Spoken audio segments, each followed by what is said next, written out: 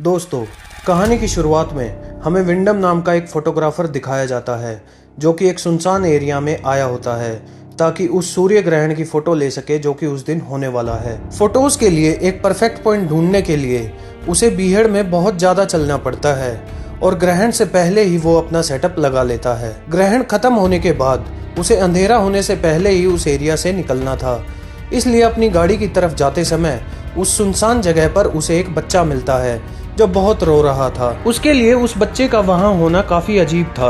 विंडम चारों तरफ देखता है लेकिन वहां कोई और इंसान नहीं था, इसलिए अब वो उस बच्चे को वहां अकेला नहीं छोड़ सकता था। इसलिए विंडम उस बच्चे को अपने साथ ले जाने का फैसला लेता है। बच्चा उसकी बात सुने बिना वहां से चलने लगता है। विंडम उससे पूछता है कि वो कहाँ जा रहा है, जिस पर वो बच्चा कहता है कि उसके पेरेंट्स वहीं कहीं खो गए हैं और वो उन्हें ढूंढने जा रहा है। अब ना चाहते हुए भी विंडम को उस बच्चे के पीछे जाना पड़ता है क्योंकि वो उसे ऐसे अकेले नहीं छोड़ सकता था। वो बच्चा विंडम को अपोजिट डायरेक्शन में बहुत दूर तक ले जाता है और फिर बिना उसे कुछ कहे हंसते हुए वहां से भाग जाता है। विंडम समझ जाता है कि जरूर वो बच्चा किसी साजिश के तहत उसे वहां लेके आया था। अब विंडम फिर से अपनी कार की तरफ चल देता है, ये जानते हुए कि अब वो रात से पहले अपनी कार तक नहीं पहुंच सकता और अंधेरे में वो रास्ता भटक सकता है, और उसके साथ ऐसा ही होता है। चलते चलते ही रात हो जाती है और विंडम खो जाता है। फिर विंडम एक बड़े से पत्थर के नीचे रात बिताने का फैसला लेता है। तभी विंडम को अचानक कुछ दूर से अजीब सी आवाजें आती हैं। उन आवाजों का पीछा करते हुए वो एक खाई तक पहुंच जाता है जिसके अंदर उसे एक घर दिखाई देता है। विंडम वहां लगी एक सीढ़ी का इस्तेमाल करके नीचे उतरता है और उस घर तक पहुंच जाता है ताकि कुछ मदद मिल सके। विंडम वहां पहुंच के आवाज लगाता है लेकिन उसे कोई जवाब नहीं मिलता। फिर विंडम घर के अंदर जाने का डिसीजन लेता है। घर के अंदर उसे एक लड़की मिलती है, लेकिन अजीब बात तो ये थी कि किसी अजनबी को देखकर भी वो लड़की नॉर्मल रिएक्ट करती है और अपने काम में लगी रहती है। विंडम उसे अपनी सारी प्रॉब्लम बताता है और उसे कहता है कि क्या वो उसका फोन यूज कर सकता है, लेकिन वो लड़की बिना कोई जवाब दिए विंडम के सामने खाना रख देती है। फिर विंडम उसे अपनी सारी स्टोरी सुनाता है कि कैसे वो एक बच्चे की हेल्प करना चाह रहा था लेकिन उस बच्चे ने उसे धोखा दे दिया। इतना सब बताने पर वो लड़की उसे सिर्फ इतना कहती है कि काफी रात हो गई है, अब तुम्हें सोना चाहिए।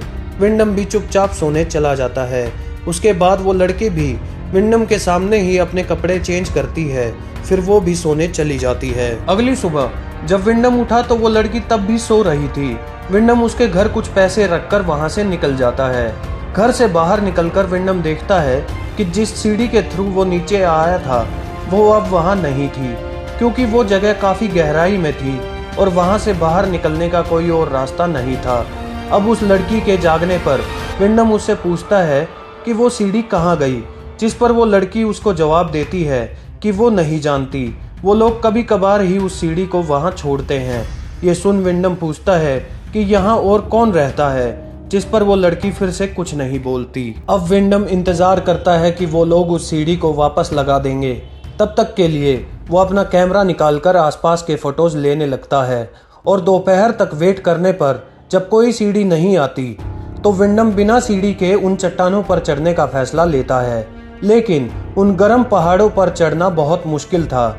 मजबूरन विंडम को अगली रात भी वहीं रहना पड़ता है। फिर अगले दिन भी जब वहां कोई सीढ़ी नहीं मिली तब विंडम अलीना नाम की उस लड़की से एक कपड़ा और एक हथौड़ी लेके फिर से पहाड़ चढ़ने की कोशिश करता है। इस बार विंडम कामयाब होने ही वाला होता है कि तभी ऊपर कुछ लोग आ जाते हैं और विंडम के ऊपर एक मरी हुई मुर्गी फेंकते हैं, जिसकी वजह से विंडम बैलेंस खो देता है और नीचे गिर जाता है, जिससे वो बेहोश हो जाता है। वो पूरा दिन वहीं पड़ा रहा और रात में होश आने पर उसने देखा कि वो हथौड़ी उसके पैर में लगी हुई है।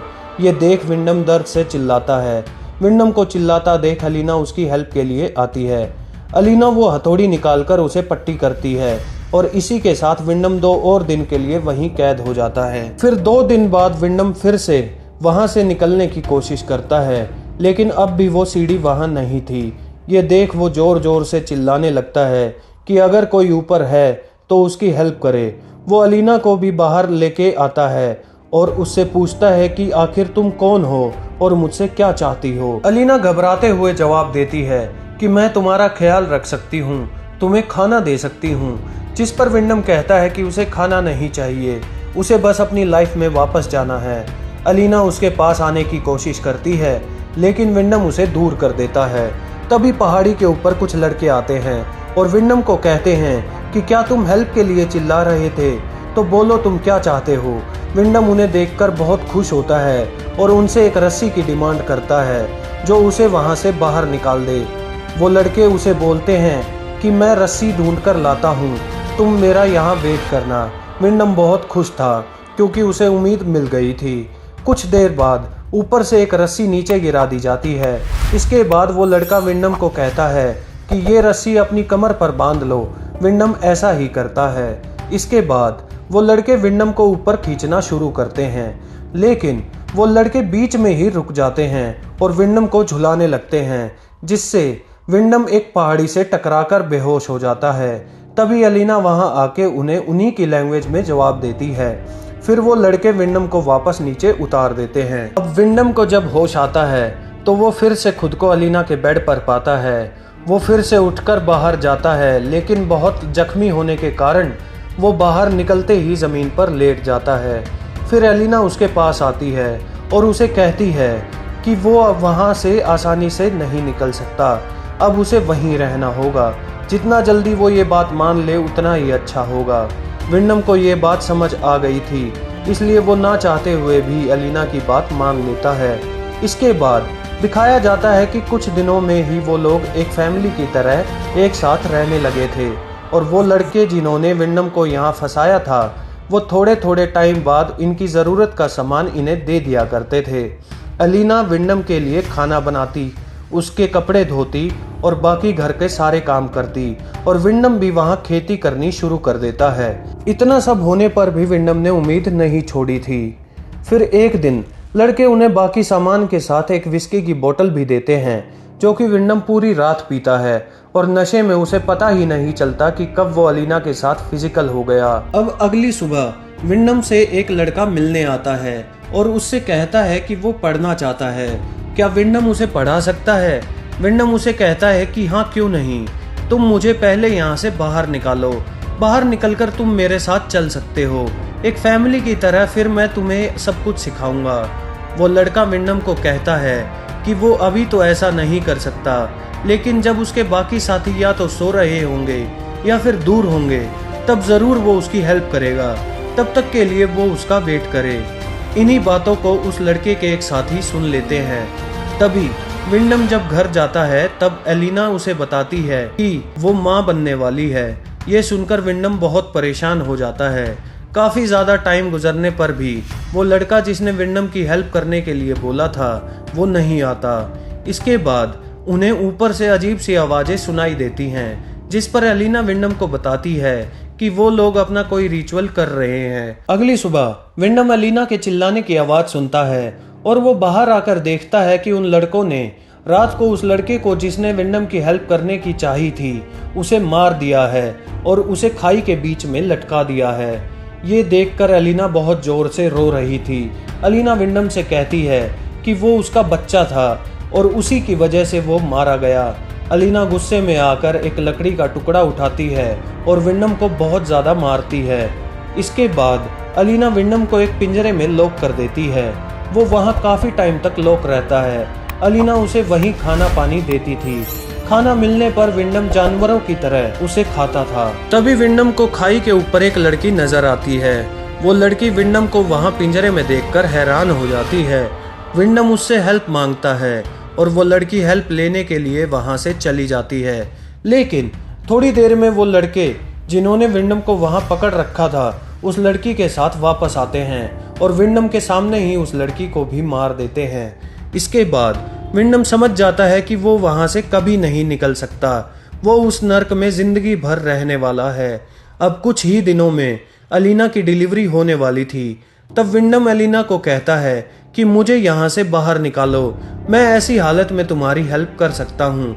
जिस पर एलिना कहती है कि उसे किसी की हेल्प की नीड नहीं है, वो खुद ही संभाल लेगी, वो पहले भी ऐसा कर चुकी है। फिर विंडम एलिना से रिक्वेस्ट करता है कि प्लीज़ या तो मुझे यहाँ से बाहर निकाल दो या फिर मुझे मार दो, मैं ऐसे नहीं जी सकता। लेकिन एलिना उसे बिना कुछ कहे वहां से चली जाती है।